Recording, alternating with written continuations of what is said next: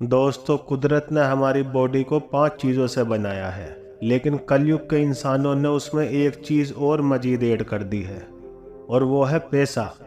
पैसे से सब कुछ नहीं खरीदा जा सकता, लेकिन पैसों से बहुत कुछ खरीदा जा सकता है। एक संत स्पीच दे रहे थे कि पैसे के पीछे मत भागो, ये माया का दलदल है, और इस माया के दलदल में जो फंस गया वह पूरी जिंदगी उदास रहता है। और वहाँ बैठे सभी लोग इसी बात पर तालियां बजा रहे थे। उन्हें ये बात नहीं मालूम थी कि ये संत इसी बात को बोलने के लिए पैसे लेता है। यही तो माया का खेल है, जो कि इस दुनिया में बहुत कम लोग इस बात को जान पाते हैं, और जिसने इसे जान लिया उसको इस माया ने बुलंदियों की चोटी पर पहुंचा दिया। दोस्तों, आज के टाइम में पैसा कमाना जितना मुश्किल है, उससे भी ज़्यादा है पैसों को संभाल कर रखना। इस दुनिया में बहुत से लोग ऐसे होते हैं जिनके पास कुछ पैसा क्या आ जाता है, वे लोग घमंड में हो जाते हैं। वे लोग पैसे को उसूल को जानते ही नहीं। आपने ध्यान दिया होगा कि सरस्वती की तस्वीर हमेशा बैठी होती है और लक्ष्मी की तस्वीर सीधी रहती है। सरस्वती ये कहती है कि मैं जल्दी आऊंगी नहीं, और अगर मैं आ गई तो वापस जाऊंगी नहीं, क्योंकि इल्म ज्ञान इतनी आसानी से हासिल नहीं किया जा सकता। और अगर आपने एक बार किसी इल्म ज्ञान को हासिल कर लिया तो वह इल्म हमसे कोई छीन नहीं सकता। लेकिन लक्ष्मी का उसूल होता है कि वह जल्दी आ भी जाती है तो चली भी जाती है। अगर किसी इंसान को सही तरीके से रखना नहीं आया तो बहुत जल्दी उसके घर से निकल जाती है। आज की इस कहानी में मैं आप लोगों को 6 ऐसे खर्चे बताऊंगा जिसे आपको आज से और अभी से ही बंद कर देना चाहिए, तो ही आप पैसे के सही उसूल को समझ पाएंगे। आप कितना कमाते हैं ये ज़रूरी नहीं है, आप जितना भी कमाते हैं इसमें से आप अपना खर्चा इन 6 जगहों पर कम कर दो। धीरे धीरे आपके घर में पैसा रुकना शुरू हो जाएगा। आपको खुद को लगेगा कि सच में घर में पैसा रुकना शुरू हो गया। और अमीर बनने का सबसे पहला रास्ता यही है कि अपने खर्चे को कम कर दो और ज़्यादा पैसा कमाने का तरीका ढूंढो। तो चलिए जानते हैं इस कहानी के माध्यम से कि वह कौन सी 6 चीज़ें हैं जहां हमें पैसा खर्च नहीं करना चाहिए। दोस्तों, एक गांव में 2 औरतें रहती थी। एक के पास एक भैंस थी और एक के पास एक बकरी थी। जिसके पास भैंस थी वह औरत सही तरीके से किसी भी चीज़ को संभाल कर रखना नहीं जानती थी। उसकी भैंस दूध तो बहुत देती थी, लेकिन उसने दूध की कीमत नहीं जानी, और वह दूध घर की बिल्ली को पिला देती थी। उस दूध को ऐसे ही खर्च कर देती थी। दूध को सही तरीके से इस्तेमाल में कैसे लिया जाता है वह औरत जानती ही नहीं थी।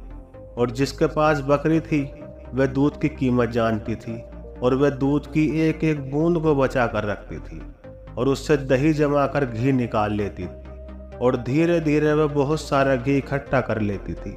अब जिसके पास भैंस थी उसने दूध की अहमियत कभी जानी ही नहीं थी। उसने कभी भी दूध से घी निकालने के बारे में सोचा ही नहीं था। फिर एक दिन उसके घर पर कुछ मेहमान आ जाते हैं, और मेहमानों को तो रखी हुई रोटी नहीं खिलाई जा सकती, ये तो आप हम सभी जानते हैं। तो इसलिए वह औरत उस औरत के पास जाती है जिसके पास बकरी थी, और उस औरत के पास से एक पाव घी ले आती है। और वह औरत यह कहकर लाती है कि मैं जल्द ही अपनी भैंस का दूध से घी निकालूंगी तो मैं तुम्हें तुम्हारा घी वापस कर दूंगी। और बकरी रखने वाली औरत उसको उधार के तौर पर घी दे देती है, और फिर वह औरत अपने मेहमानों को खाना खिला देती है। उसके बाद बहुत दिन निकल जाते हैं, लेकिन वह भैंस रखने वाली औरत उसको घी वापस नहीं करती।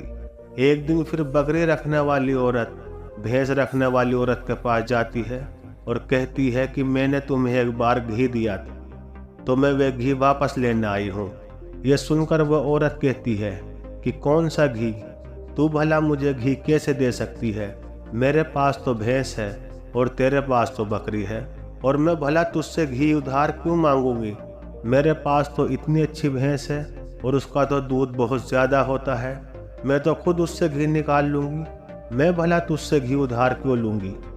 ये कहकर वह घी देने से मना कर देती है, और फिर बकरी रखने वाली औरत वापस आ जाती है, क्योंकि उसको ये पता था कि कोई भी अब मेरी बात पर यकीन नहीं करेगा, क्योंकि उसके पास तो भैंस है। लेकिन फिर भी उसने कई लोगों से बोला, पर इस बात को कोई मानने को तैयार नहीं था।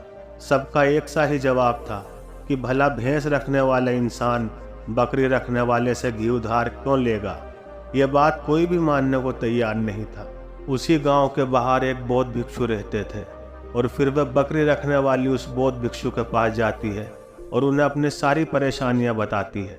उसके बाद वे बौद्ध भिक्षु भैंस रखने वाली औरत को बुलवाते हैं और फिर वह औरत भी उन बौद्ध भिक्षु के पास पहुंच जाती है और वे भी अपनी बात बताते हुए कहती है कि गुरुदेव, ये झूठ बोल रही है, मेरे पास तो भैंस है और भला मैं इससे घी क्यों लूंगी?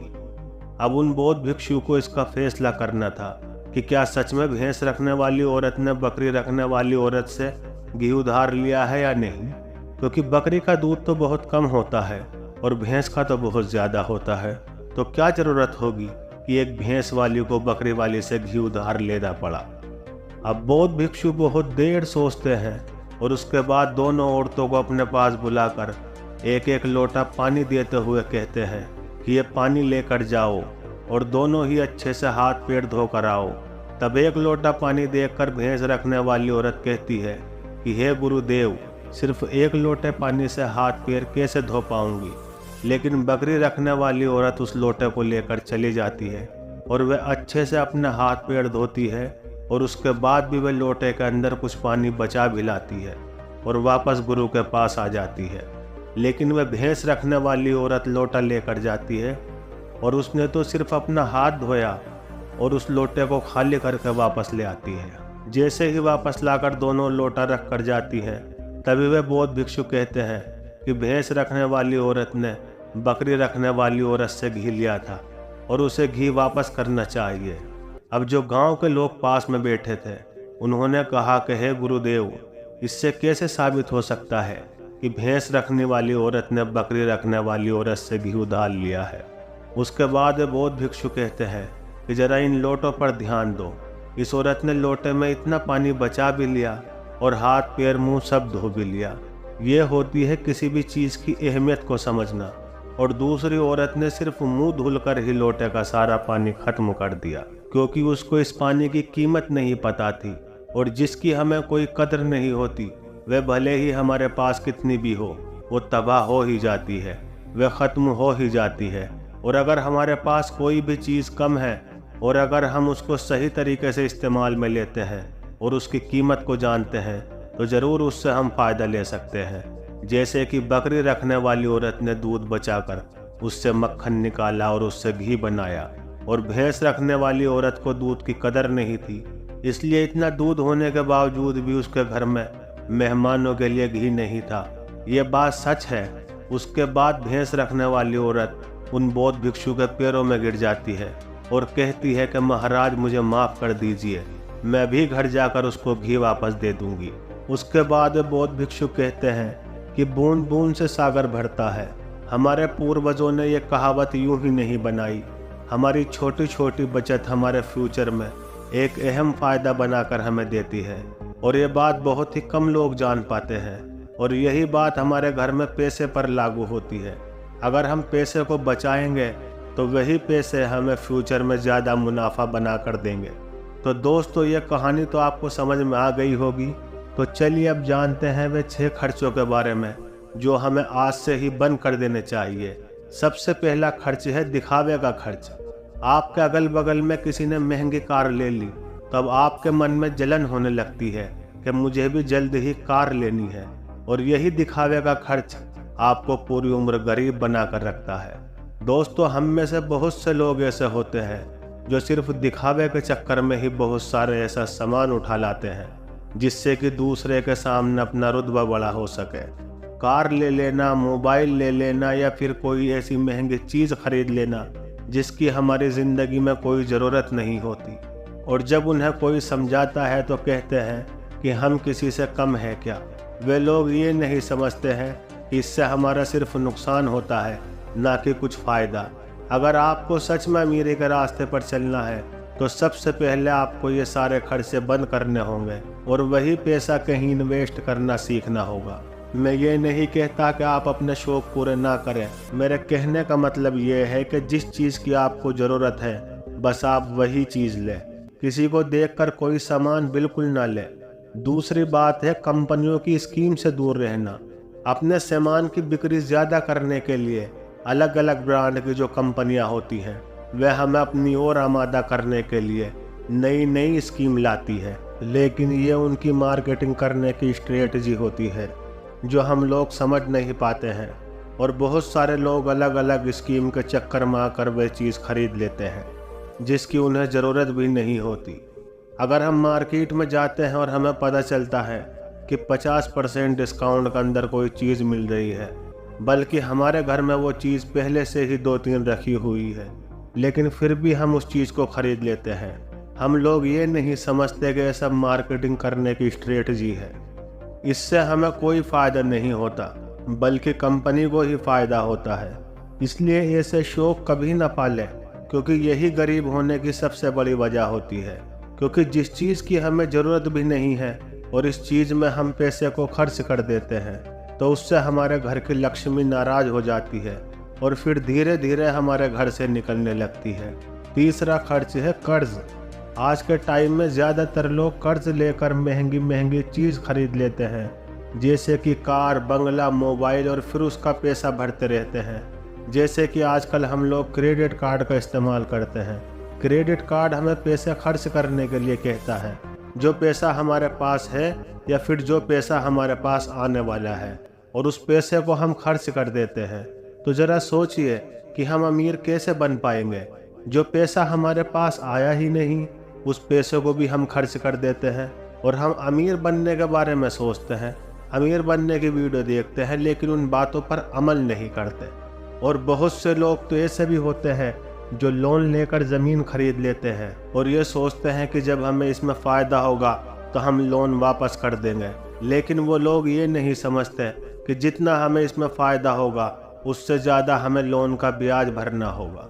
तो दोस्तों, ऐसा काम कभी ना करें, कर्ज लेकर कोई भी चीज़ ना खरीदें। चौथी और सबसे अच्छी बात यह है कि आप अपने पैसों को कैश में रख कर ही खर्च करें। कभी भी मोबाइल फ़ोन के किसी भी ऐप का इस्तेमाल करके पैसा खर्च ना करें। आपको शायद पता नहीं होगा कि आप कोई भी सामान खरीदते हो और फिर फ़ोन से पेमेंट करते हो, तो आपको आपके पैसे खर्च होने की ज़्यादा तकलीफ़ नहीं होती, क्योंकि वह पैसा आपकी जेब से नहीं जा रहा। लेकिन वहीं अगर आप अपनी जेब से पैसा निकाल कर खर्च करते हैं तो आपको महसूस होगा कि यार पैसा खर्च हो रहा है। अगर आपको यकीन ना हो तो आप ऐसा करके देख लेना, मार्केट जाना और फिर किसी भी सामान का पैसा अपने फ़ोन से पे करना, जिससे आपको ज़्यादा महसूस नहीं होगा कि आपका पैसा खर्च हो रहा है। लेकिन जिस दिन आप अपनी जेब से पैसा निकाल कर दोगे तो उस दिन आपको ज़रूर लगेगा कि यार पैसा जेब से जा रहा है, मेरा पैसा खर्च हो रहा है, ज़्यादा पैसा खर्च हो रहा है। पांचवी बात आपको ध्यान रखनी है, अपने जज्बात पर काबू रखना है। अगर कोई चीज़ पसंद आ रही है और आप उसे ख़रीदना चाहते हैं तो सबसे पहले ये देख लें कि क्या वाकई इस चीज़ की आपको ज़रूरत है, क्योंकि बहुत से लोग कोई चीज़ पसंद आने पर उसे फ़ौरन ख़रीद लेते हैं।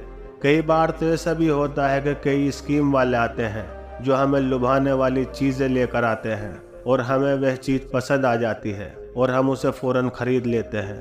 तो हमें ऐसी चीज़ें लेने से बचना चाहिए। हमें ऐसी चीज़ नहीं लेनी चाहिए, बल्कि हमें सिर्फ ऐसी ही चीज़ लेनी चाहिए जिसकी हमें ज़रूरत हो। छठी और आखिरी बात यह है कि कभी भी कोई शौक ना पालें। आपको शायद इस बात का पता होगा कि हमारी दुनिया में महंगाई की सबसे बड़ी वजह शौक है। आज के टाइम में नॉर्मल 10,000 का फ़ोन आ रहा है और वहीं पर 2 लाख का भी फ़ोन आ रहा है। दोनों में फ़र्क इतना है, किसी को 10 लाख का फ़ोन रखने का शौक़ है तो किसी को 2 लाख का फ़ोन रखने का शौक़ है। हाँ, यहाँ पर आदमी की अमीरी भी दर्शाती है, क्योंकि अमीर आदमी महंगा फ़ोन रखेगा तो लगेगा कि वह अमीर है। तो ये शौक़ ही तो हुआ, शौक़ है तभी तो उसने महंगा फ़ोन रखा। इसलिए महंगाई की वजह सिर्फ है शौक़ और किसी भी चीज़ की महंगाई नहीं है। और इसलिए लोग टाइम टाइम पर शौक़ वाली चीज़ बनाते रहते हैं, अच्छी अच्छी चीज़ें बनाकर हमें लुभाने के लिए लेकर आते रहते हैं, ताकि हमें वह चीज़ पसंद आ जाए और हम उसे फ़ौरन ख़रीद लें। क्योंकि उन्हें पता है ना कि ना तो लोगों का शौक़ ख़त्म होगा और ना ही उनकी मार्केटिंग कभी बंद होगी। तो इसलिए अपने शौक़ पर काबू रखें, जितना हो सके शौक़ कम करें, क्योंकि शौक़ करने से हमारी ज़िंदगी नहीं चलेगी, बल्कि मेहनत करने से और पैसे को अपने पास सेव करने से ही हमारी ज़िंदगी चलेगी। क्योंकि आज के टाइम में पैसा ही सब कुछ है। भले ही आज के टाइम में हमसे कितने लोग ये बात कहते हैं कि पैसा ही सब कुछ नहीं होता, लेकिन अगर उनकी ज़िंदगी में सही तरीके से ध्यान रखकर देखा जाए तो उनके लिए पैसा ही सब कुछ होता है। वे पैसे के लिए ही इधर उधर भाग रहे हैं और हमें कहते हैं कि पैसे के पीछे मत भागो। तो दोस्तों, इस वीडियो में हमने कुछ नॉर्मल फजूल खर्च बताने की कोशिश की है ताकि आपको उन खर्चों को कंट्रोल में करना आना चाहिए, ताकि आपके पास पैसा बचे और ज़रूरत के टाइम पे वो पैसा आपके काम आ सके। और वह पैसा जब ज़रूरत के टाइम पे हमारे काम आता है तो हमारे दिल को जो सुकून मिलता है वो सच में बहुत ही हैरत अंगेज़ अमन होता है।